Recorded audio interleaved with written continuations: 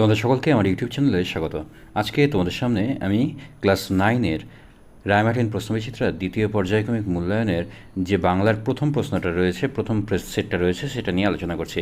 এ কন্যারে দেখেনি কো, এ কন্যারে দেখেনি, কে দেখেনি?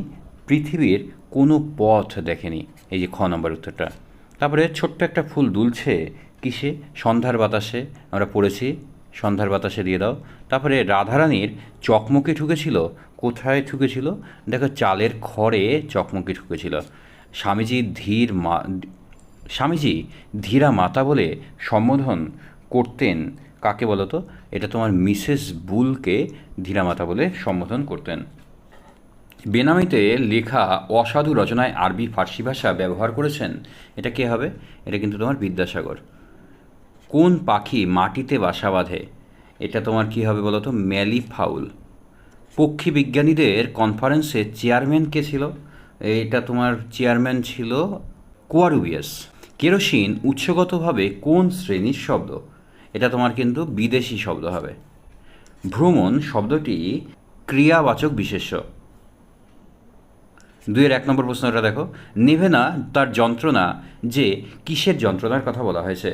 প্রবাসী মানুষের জন্মভূমি তথা স্বদেশ থেকে দূরে থাকার যন্ত্রণার কথা বলা হয়েছে।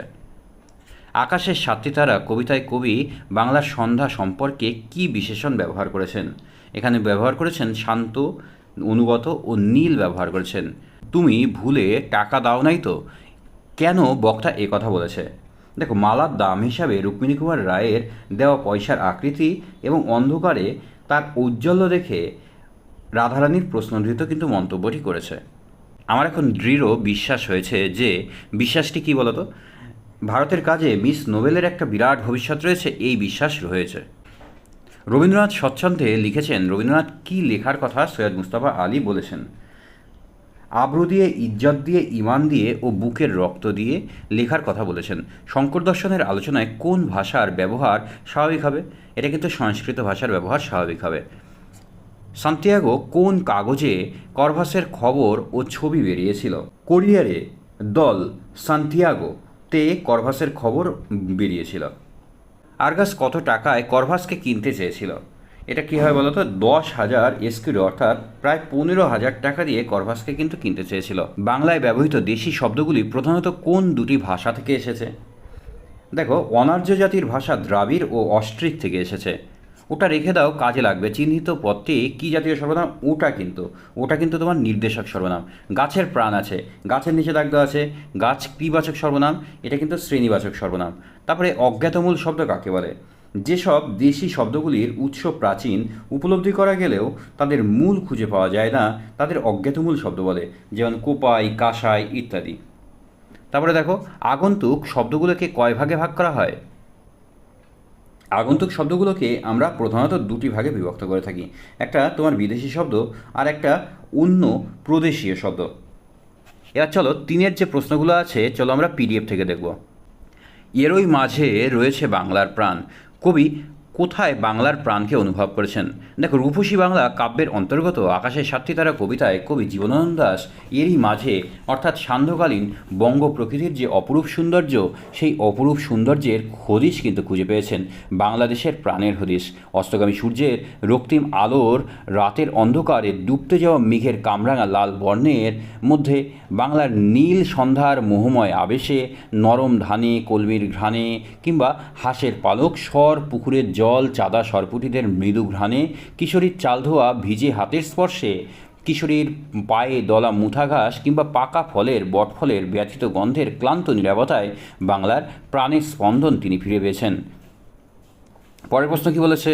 যে কে এইখানে হারিয়ে গিয়েও আবার ফিরে আসে?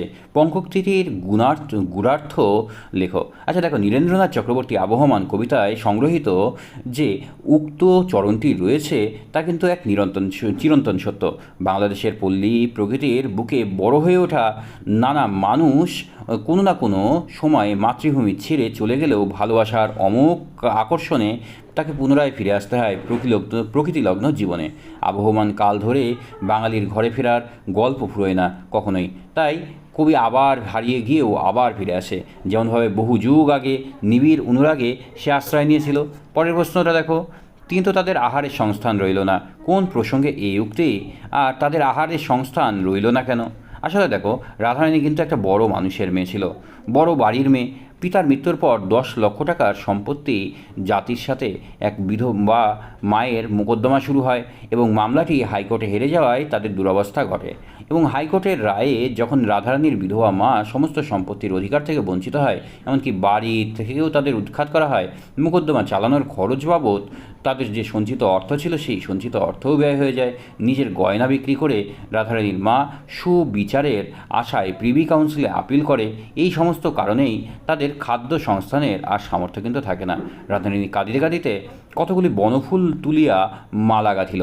রাধারানীর পরিচয় দাও, আর মালা গাঁথার উদ্দেশ্য কী?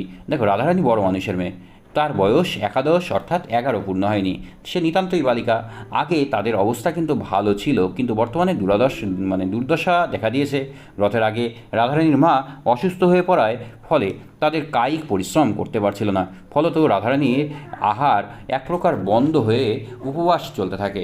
এমন অবস্থায় রাধারানী কতগুলো বনফুলের মালা গেঁথে রথের মেলায় বিক্রি করার উদ্দেশ্যে যায়। এইভাবেই সে মালা দুটোকে একটা 2 পয়সা, সে মালা বিক্রি করে 2 পয়সা উপার্জন করতে পারবে, তাই অসুস্থ মায়ের পথ্য জোগাড় করবে।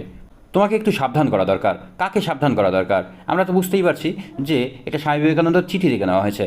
এখানে কিন্তু স্বামী বিবেকানন্দ তার যে শিষ্যা মিস নোবেলকে বলছেন। আচ্ছা, কেন সাবধান করা দরকার এটা তোমরা একটু পড়ে নাও, স্ক্রিনশট নিয়ে নাও। বুঝতে না পারলে তোমরা কিন্তু অবশ্যই কমেন্ট সেকশানে জানাও।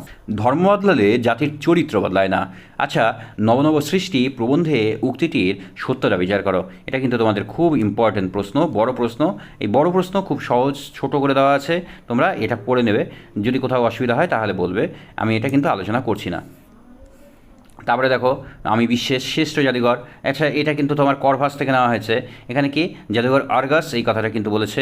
আচ্ছা, নিজের আভিজাত্য প্রকাশে তিনি কি কি উল্লেখ করেছেন? দেখো, আর্গাস নিজের আধিপত্য প্রকাশে উদ্দেশ্যে শঙ্কুর কাছে বলেছিলেন সে বিশ্বের সেরা জাদুঘর। 2 আমেরিকার প্রতিটি শহরে জাদুপ্রিয় লোক তাকে চেনে। আগামী মাসে সে পৃথিবী ভ্রমণে বেরিয়ে যাচ্ছে। রোম থেকে শুরু করে প্যারিস, লন্ডন, এথেন্স থেকে শুরু করে নানান দেশে সে যাবে। তার ক্ষমতা বিশ্বে স্বীকৃত হবে। আর শঙ্কুর কাছে নিজেকে ক্রোড়পতি বলে দাবি করে। সে আরও জানায় যে শহরের পূর্ব প্রান্তে তার 50 কামরা বিশিষ্ট একটা বিরাট প্রাসাদ রয়েছে। তাতে বাকি বাড়িতে 24 জন চাকর বাকর রয়েছে। পথে তার 4টি ক্যাডিল্যাক গাড়ি রয়েছে। সে খরচের কোন বিন্দুমাত্র তোয়াক্কা করে না, শুধুমাত্র করভাস নামক পাখিটিকে 10,000 এস্কুডো অর্থাৎ তোমার 15,000 টাকা দিয়ে সে কিনতে চায়। আচ্ছা দেখো, এ থেকে এটাই অনুমান করা যায় কাকটার শেখার আগ্রহ প্রবল। কিসের অনুমান? আচ্ছা, এটাও করভাস থেকে নেওয়া হয়েছে। খুব সাধারণ প্রশ্ন, তোমরা এইটা একটু স্ক্রিনশট নিয়ে জিনিসটা পড়ে নাও, বুঝতে পেরে যাবা। তারপরে দেখো, এইখানে কিন্তু 7-এর যে প্রশ্নগুলো আছে, অর্থাৎ ভাবার্থ আর সারাংশ, এই দুটাই কিন্তু আমি করে দিয়েছি। এটা তোমার এইটা কিন্তু তোমার উত্তর আছে, ঠিক আছে? তোমাদের যদি বুঝতে অসুবিধা হয় তাহলে বলবে। এটা কিন্তু অবশ্যই স্ক্রিনশটটা নিয়ে নাও। শেষে যে সারাংশটা রয়েছে সেই সারাংশটা তোমরা দেখো, এটা কিন্তু উত্তরটা করে দিয়েছি। তোমাদের যদি বুঝতে অসুবিধা হয় তাহলে বলবে। হ্যাঁ, এটা আলোচনা করছি না। তোমাদের যদি ভিডিওটা ভালো লাগে তাহলে অবশ্যই লাইক, শেয়ার এবং সাবস্ক্রাইব করো। বন্ধুদের মধ্যে বেশি থেকে বেশি পরিমাণে শেয়ার করো। ধন্যবাদ সকলকে।